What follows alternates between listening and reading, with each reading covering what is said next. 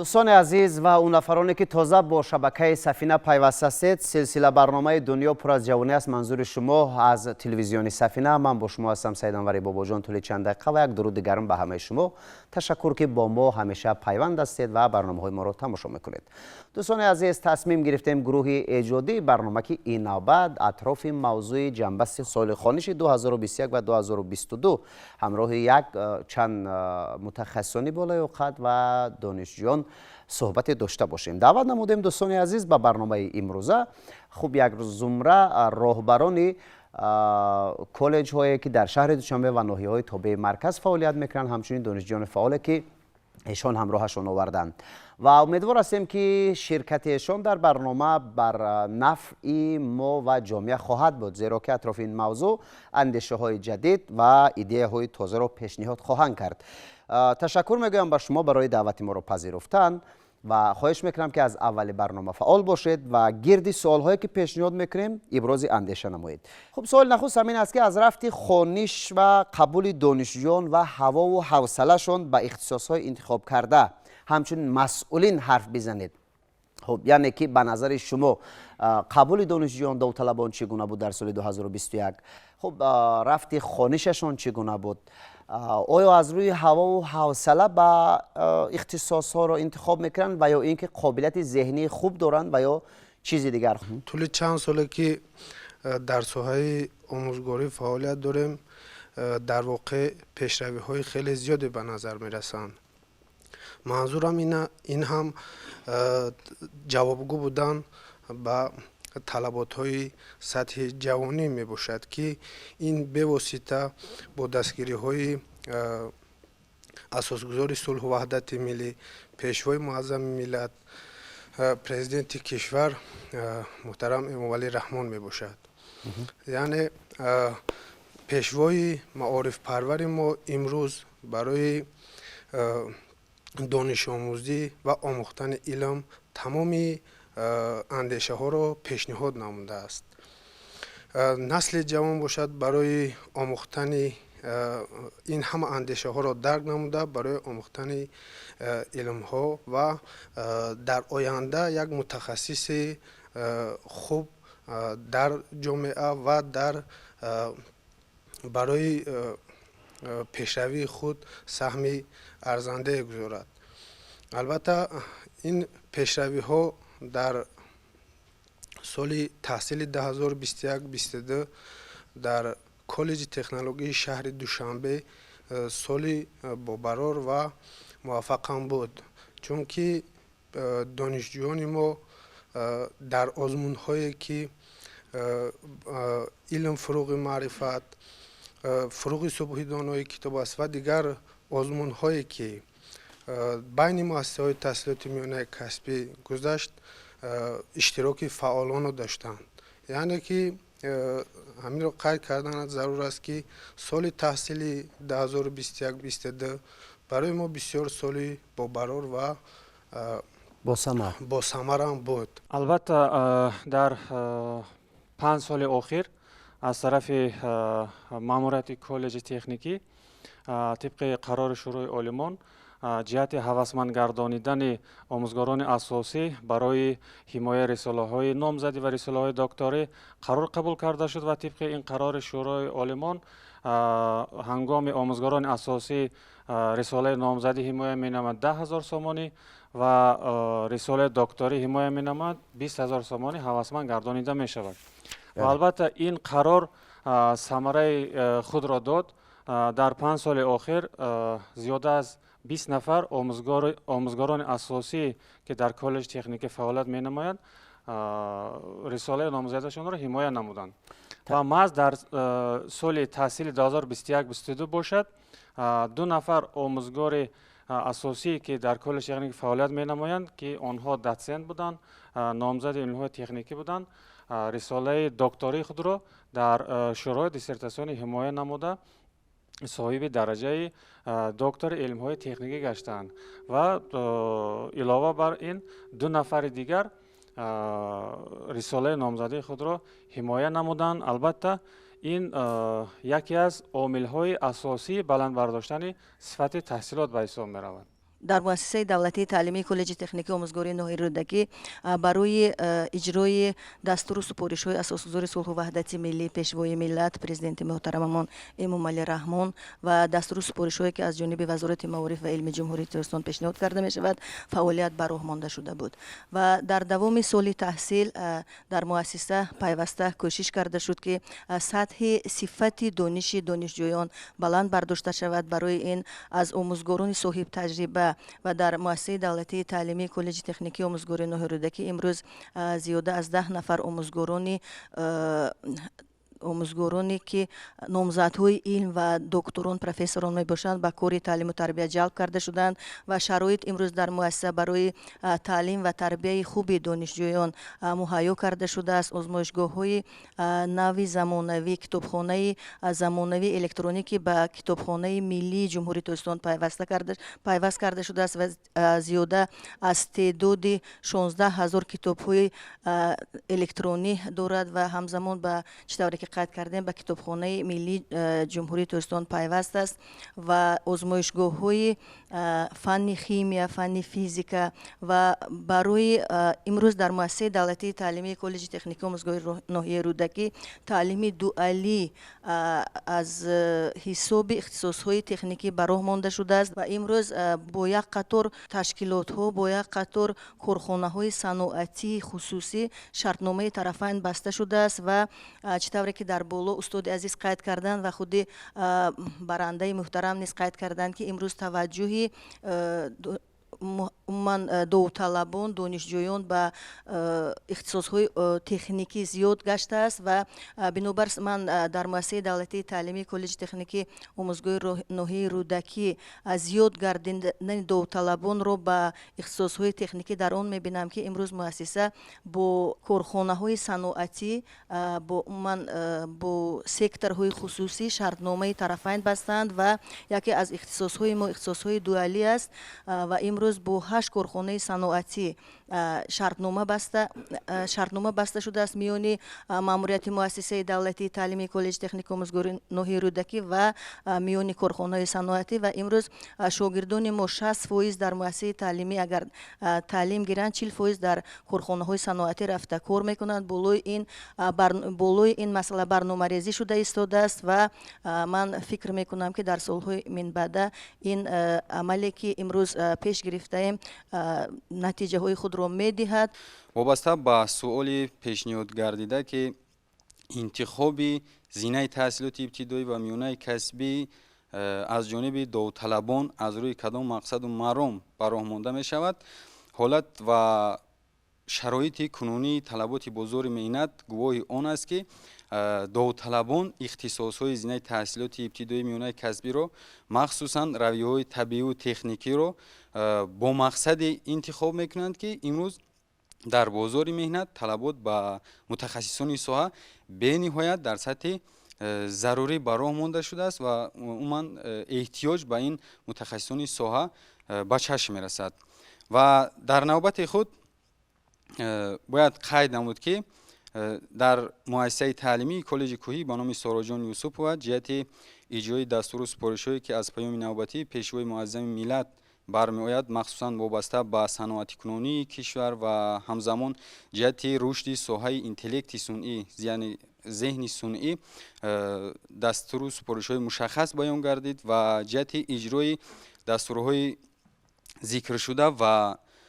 اجرای نقشه و برنامه‌هایی که در مؤسسه تعلیمی تعریضی شدند با سرپرستی وزارت صنعت و تکنولوژی نو جمهوری تاجیکستان در سال تحصیل 2021-22 در مؤسسه تعلیمی کالج کوهی آزمایشگاه ذهن صنعی تأسیس داده شد که آزمایشگاه مذکور با تجهیزات‌های معاصری ضروری مجهز گردانیده است و همزمان باید قید نمود که با خط بلند سرعت اینترنت پیوست است که از این دانشجویان به طور وسیع استفاده برده و در نوبت خود جهت صیقل و تکمیل اختصاص آموزگاران نیز به طور فراخ استفاده برده می شود. باید قید نمایم که در سال 2021 یعنی در وقت قبول از مرکز ملی تستی کالج‌های طبی شهر و ولایت‌های جمهوری از جهت اجرایش نقشه قبول در 100% بود ҳамчунин коллеҷи тиббии ҷумҳуриявӣ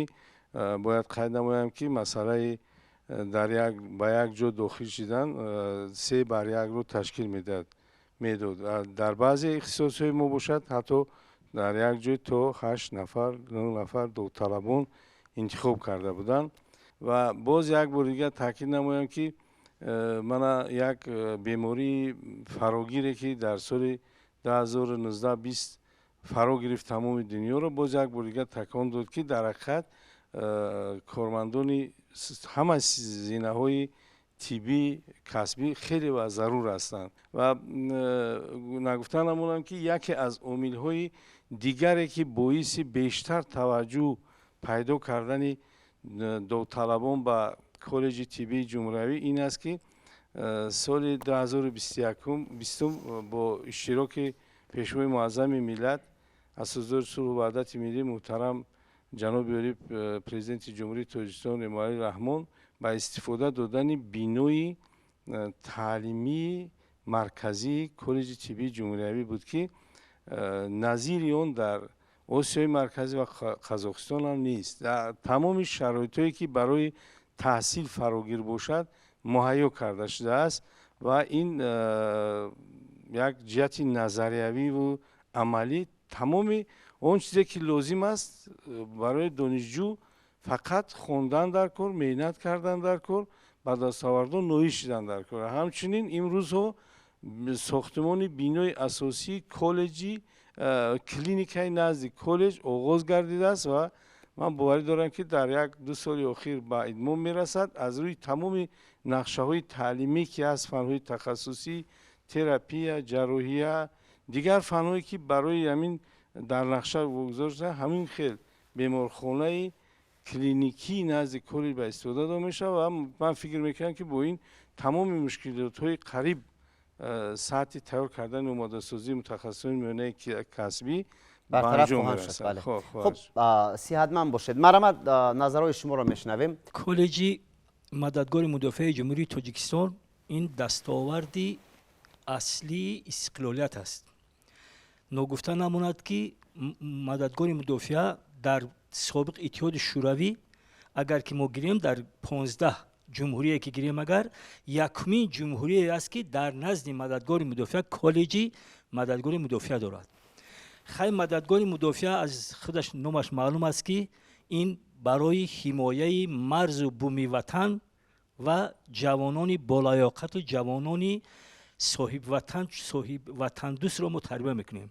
хусусан дифои ҳарбие ки мо тайёр мекунем, ҳамаи шароитҳо дар мададгори мудофиаи ҷумҳурии тоҷикистон барои тарбияи ватанпарварии ҷавонон ҳама шароитҳо муҳайё аст. маркази тирандозии ҷумҳуриявӣ дар мададгори мудофиа ҷой дорад ки тамоми коллеҷҳо дар он ҷо рафта тирпаронӣ мекунанд, бо яроқҳои гуногун шинос мешаванд ва имрӯз хушбахтона ҷавонон барои ҳимояи ватан хеле хуб тайёранд.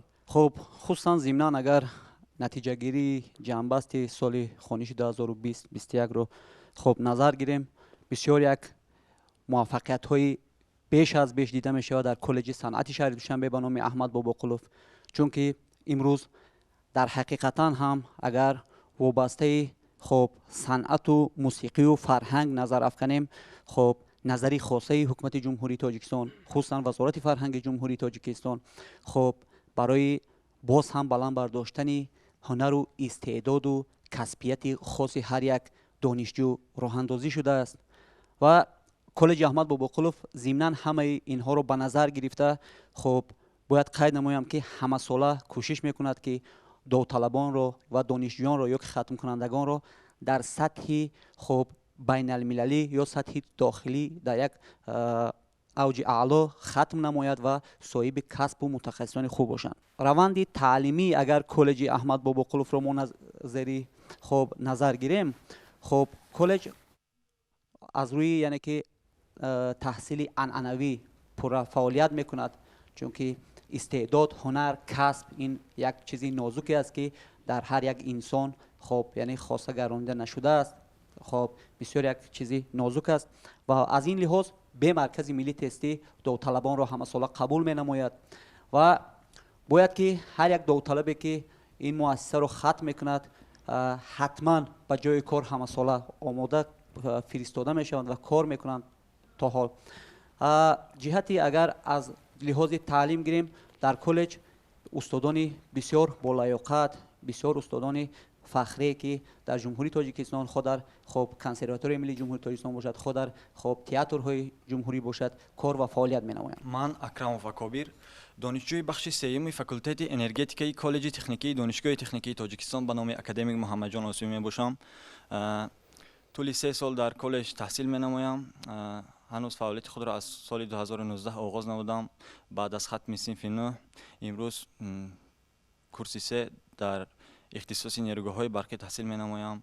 من مقصد اساسی داخل شدنم در کالج من بسیارتر میل و رغبتی اختراعکاری و نوآوری را داشتم که به همین کالج داخل شدم که نام دارد. از نامش معلوم است که کالج تکنیکی است، یعنی تمام رویه آن به ساحه تکنیک و تکنولوژی داخل دارد که یکی از اشتراکچیان آزمون جمهوری علم فروغ معرفت می باشم که در دور ناحیوی سزاوار جای اول گشتم و راهخط یافتم به دور شهری. امروز در کالج تکنیکی با دستگیری رهبریت مؤسسه صنفخانه های مخصوص تشکیل شده است که بهری دانشجویان لیاقتمند کار و فعالیت میکند که ما دانشجویان در این صنفخانه ها تمام مکت و لایحه های پیشنهاد میکنیم در این صنفخانه ها تاسیس مینماییم و برگزار میکنیم. من اسلام و نگینه دانشجوی کالج تکنیکی تکنولوژی نزد تشکیلات جمعیتی مددگار مدافع جمهوری تاجیکستان کورس 1 حسابدار. من در کالج تکنیکی تکنولوژی برای بوغالتر شدن حسابچی شدن، حسابدار خوب شدن برای همین در آن کالج تحصیلم رو ادامه میدهم و نصیب باشد به کورس 2 قبول شدیم. من خدایدوزاده مخلصه دانشجوی بخش دوم کالج صنعت شهر دوشنبه به نام احمد باباقلوف می باشم. در کدام اختصاص تحصیل میکنید؟ اختصاص سرودخوانی عنعنوی تحصیل میکنم. خواهش خودتون البته گمان میکنید. بله، با شوق و رغبت سرودخوانی داشتم و کالج داخل شدم. عین حال کورس دوم رو بود کرده به کورس سوم. شرالی سپرینا دانشجوی بخش سوم کالج جمهوری رسمی به نام میرزا رحمت علیموف می باشم. در اختصاص زیباسازی لباس و متاع تحصیل را ادامه داده ایستادم و مقصد اساسی من به همین کالج داخل شدن این تکمیل و مهارت خود را بسیارتر رشد دادن می باشد که در کالج ما اینچنین از سبب آنه که آموزگاران و استادان چیردست و زبردست خیلی هم زیاد هستند که در اینجا نشستند و از همین سبب به همین کالج داخل شدم و میخواهم که باز بسیارتر برای همین رشد جامعه امروزه سهم خود را گذارم. کسب آموزگاری البته کسب بسیار پرشرف است. این به همه ما و شما معلوم است. انا همان شرایط معاصر، انا صفت تعلیم، انا همان تجهیزات معاصر تعلیم، همه همین ها باعث گردیده است که خب دانشجویان در کالج ما بیشتر کسب آموزگاری را انتخاب نمایند. ببینید چون میگویند که سالهای مثلا منظورم سال 2020 21 22 نسبت به سالهای قبل پیشتر رو در نظر دارم، توجه و خواهش دانشمندان، دانش آموزان، داوطلبان برای با کرسی دانشجویی نشستن در کالج های جمهوری کاسته شده است. خب نسبت به آنه که گسترش یافته بود. خب شما در این باره چی گفته میتوانید؟ واقعا هم از روی مشاهده ها در رویه های طبیعی و تکنیکی امروز تا اندازه توجه داوطلبان با کسب و اختصاصی که در رویه های ذکر شده در مؤسسه‌های تعلیمی از روی اختصاصی عمل کننده جای دارند تا اندازه کاسته گردید. این البته سبب و عامل های گوناگون دارد. وابسته به این ما قید کردن ضرور میشماریم که ما در یک مرحله قرار داریم که جهانی شوی بخش های گوناگونی خواجگی خلق در من صورت میگیرد، جریان میگیرد و این طبیعی است و جریان ادامه یابی این هم یک مهلت وقتی معینی خود را دارد و در نوبت خود ابراز باید نمود که баъд аз натиҷаҳо ва афзалиятҳое ки ба нафарони дар ҳамин марҳила махсусан дар ҳамин марҳила ба касбомӯзӣ соҳибкасб шудан рӯ меоранд ва соҳиби касбу ихтисосҳои муайян мегарданд, хусусан дар равияҳои соҳаи саноат ки имрӯз талаботи бозори меҳнат дар ҷумҳурии тоҷикистон бисёр ба мутахассисони соҳаи мазкур ниёз дорад ва ҷомеаи шаҳрвандӣ афзалиятҳое ки ба онҳо дода мешавад дар сурати дарк кардан, албатта ин боз гашта ҷои худро мегирад ва маҳз мисоли равшан шуда метавонад ҳозир аз рӯи нақшаи пешакие ки дар коллеҷи кӯҳӣ ба номи Суроҷони Юсупова таҳризӣ шудааст ва мутахассисони хатмкунанда ҷиҳати иҷрои қарори ҳукумати ҷумҳурии тоҷикистон дар бораи ба ҷои кор таъмин кардани мутахассисони ҷавон чораҳои мушаххас роҳандозӣ шудааст ва аз рӯи нақшаи пешакӣ аллакай бештар аз 50% хатмкунандагони муассисаи таълимӣ ки дар соли таҳсили 2021-22 муассисаи таълимиро хатм мекунанд, аллакай ҷои кор муайян ҳаст, ба ҷои кор таъмин мешаванд. ҳангоми интихоби касб ҳар як шахс асосан хондан, натиҷаи хондан, яъне мақсади хондан аз чӣ иборат? Аз бо ҷои кори хуб таъмин шудан аст. ва ҳангоми муассисаҳои таълимӣ интихоб намудан, ҳар як шаҳрванд, ҳар як давталаб нигоҳ мекунад чӣ гуна омӯзгорон дар он ҷо дарс медиҳанд, касбияти омӯзгорон дар кадом сатҳ. ва омили дигаре бошад таъминоти моддии техникӣ ин муассисаи таълимӣ чӣ гуна аст.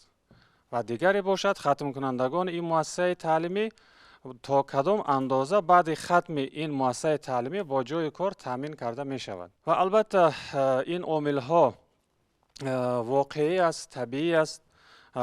асосгузори сулҳу ваҳдати миллӣ пешвои миллат президенти ҷумҳурии тоҷикистон муҳтарам Эмомалрахмон дар паёми имсолааш вазорати маориф ва илми ҷумҳурии тоҷикистонро вазифадор намуд ки лоиҳаи консепсияи таҳсилоти рақамиро таҳия кунанд ва ба ҳукумат барои баррасӣ пешниҳод намоянд.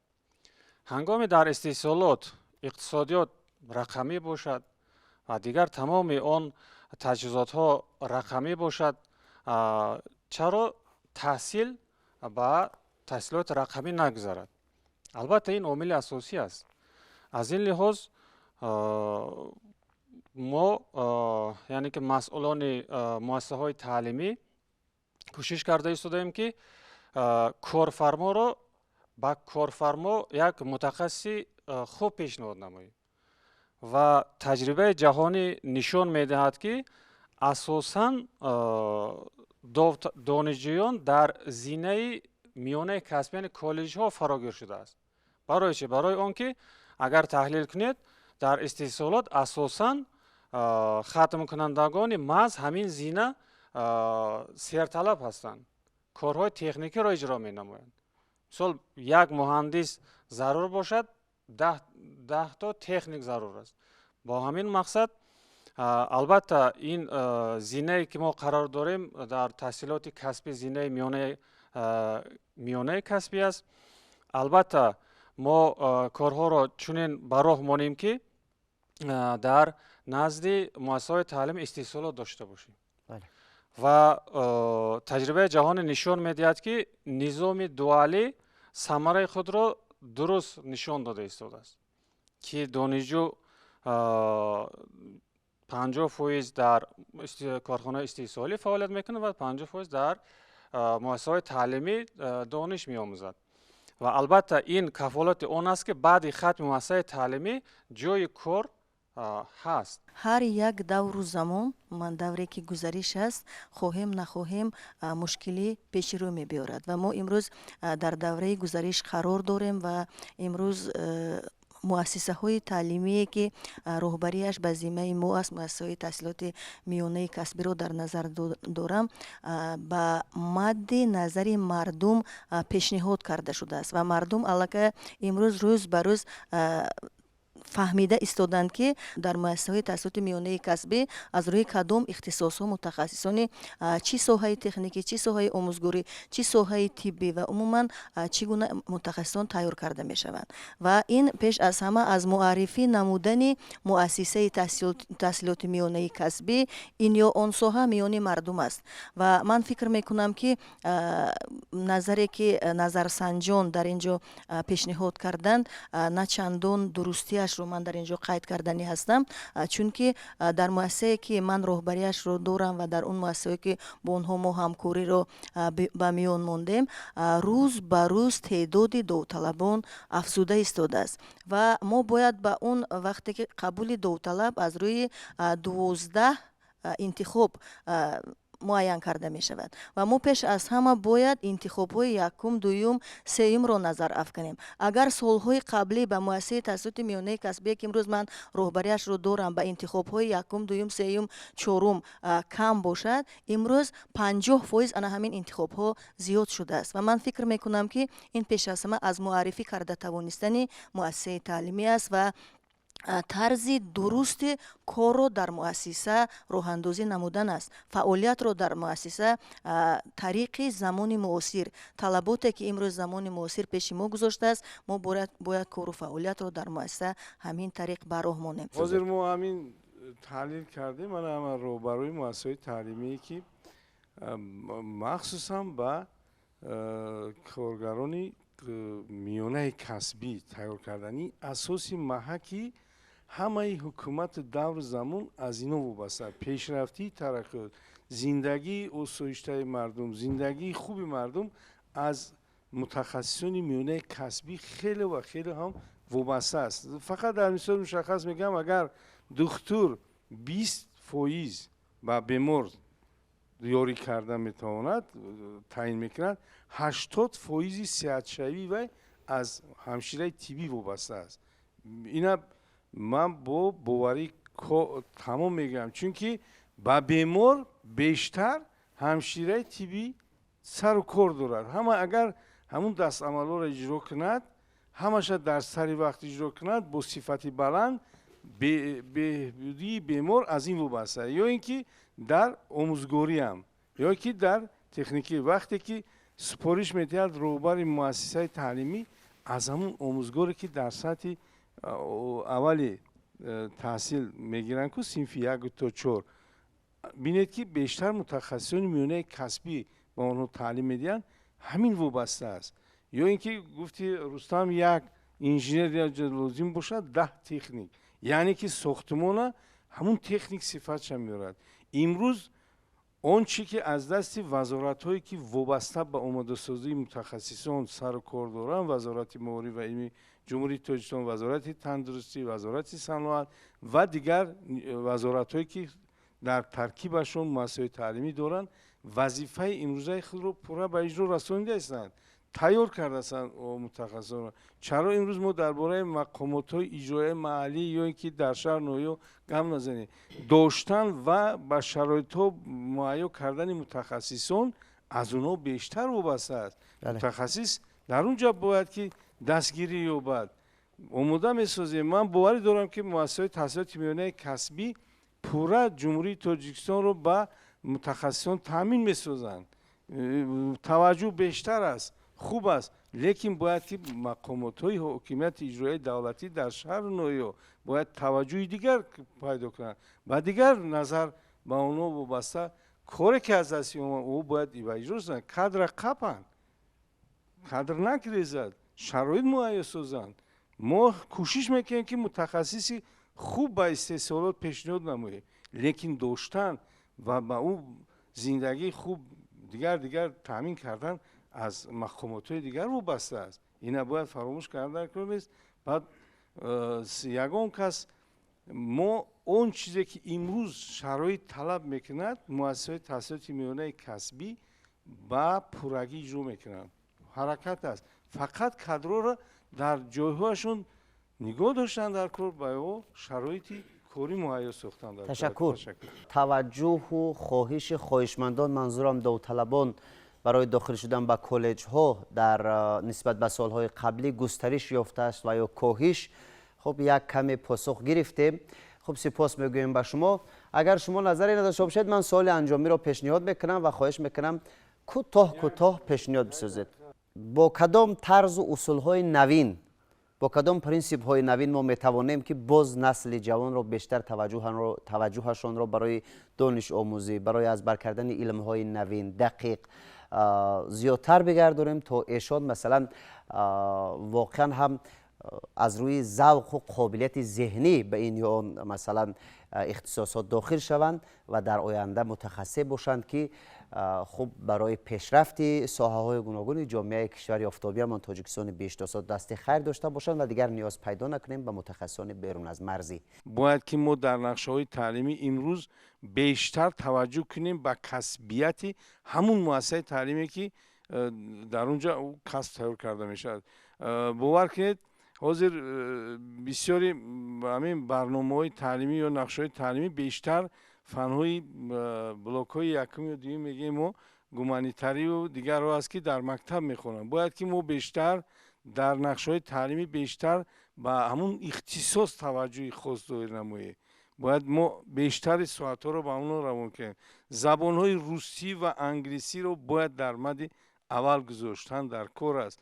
باید ما اگر در مکتب اونو با طریق خوب اگر الفبی تیار کنیم، ما باید که در مؤسسه طبی ما باید که بیشتر ژارگون های که و یا اصطلاحایی که با تیپ داخل دارد باید اون گذاریم، یا که در بیولوژی عمومی که میشه ما بیولوژی طبی را گذاریم. مثلا علاقه در چی تیار اون ما باید گذاریم که در آموزگاری هم باید با پداگوگ بیشتر وقت داده شود.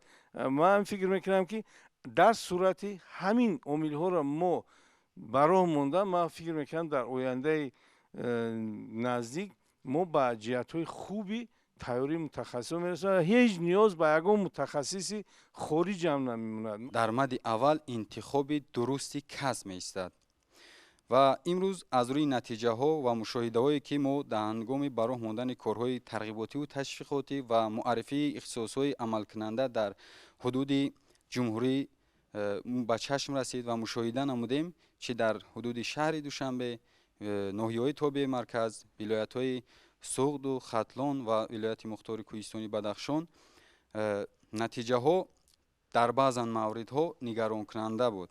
از کدام لحاظ که امروز داوطلبی که از زینه تحصیلات ابتدایی میانه عالی کسبی باشد در انتخاب کسب مستقلیت را به دست ندارد.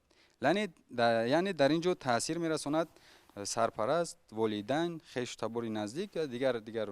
ما در فرجام سخن از نفرانی که در روند انتخاب کسب با داوطلبان مساعدت میکنند دعوت به عمل میآوریم که با طور ابجکتیوی بها دادن به حالت کنونی طلبات بازار مهنت، یعنی مخصوصا ساحه بسیار هم تکرار هم شود، ساحه اقتصادیات صنعت کوهی باشد، صنعت معدن باشد، خب صنعت سبک باشد، هر چی باشد نباشد، امروز جامعه شهروندی چی طلبات بازار داخلی و چی طلبات بازار مهنت خارج از کشور نیست با چنین متخصصون نیازی بیشتری دارد. پیش از همه ما مؤسسه‌های تعلیمی آن اختصاص‌هایی را باید انتخاب نماییم که برای استحصالات یعنی که طلبات داشته باشد.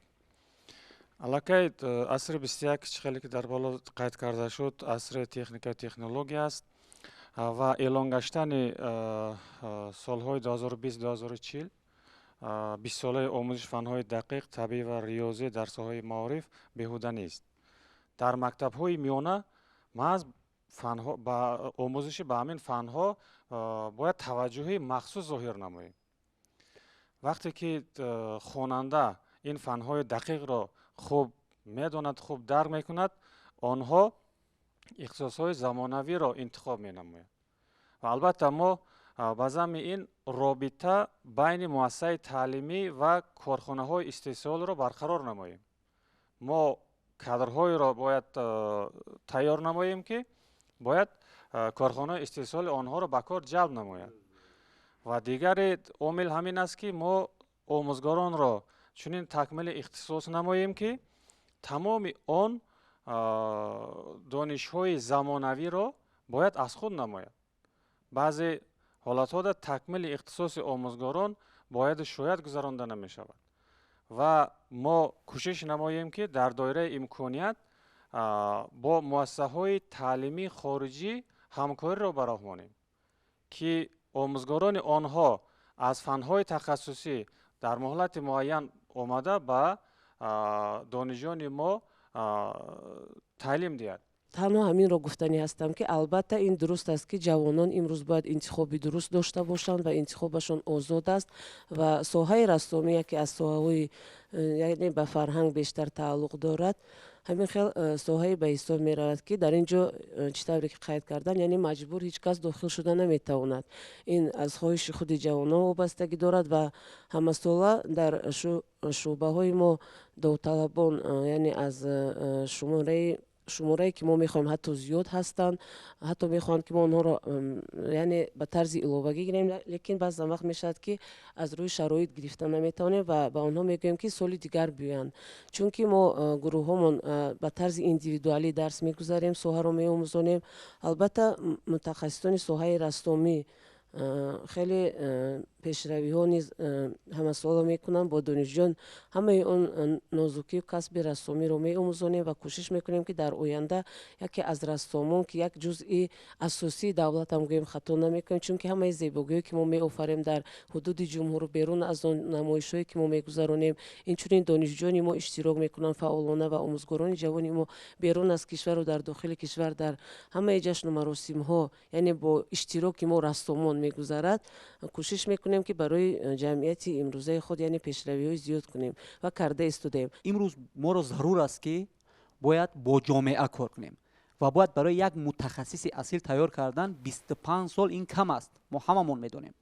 бояд исбот кард ки имрӯз тамоми номзадҳо, профессорон, дацентоне ки фаъолият мекунанд, шумо як бор назар афканед, онҳо коллеҷ хатм кардагӣ ҳастанд, донишгоҳ хондагӣ ҳастанд, ба номзадӣ ба дигар корҳои илмӣ рафтаанд. ва имрӯз ҳатман бояд ба ҷомеа фаҳмонидан дар кор, исбот кардан дар кор ки коллеҷ зинаи асосии қадамҳои фарзанди туст.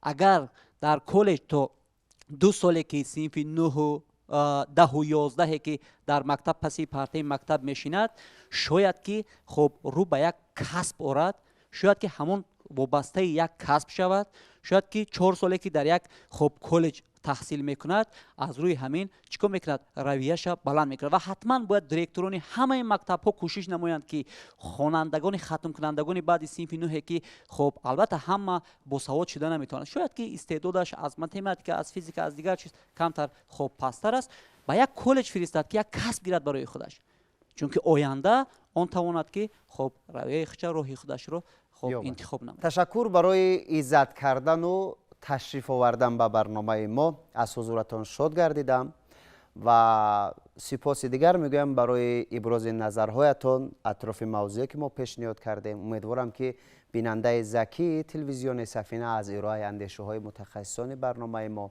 ҷавонони фаъоли барномаи имрӯзаи мо бардошти хубе кард. خب اگر همین گونه است این اقبال بلند ما گروه ایجادی از زیرا مقصد و مرام یگانه ما همین است که هر موضوعی را که انتخاب میکنیم متخصصان اطراف آن خب نظرهای تازه پیشنهاد کنند تا مشکلی های جای داشته برطرف بشود. خب هموطنان عزیز، آهسته آهسته به انجام برنامه امروزمان رسیدیم.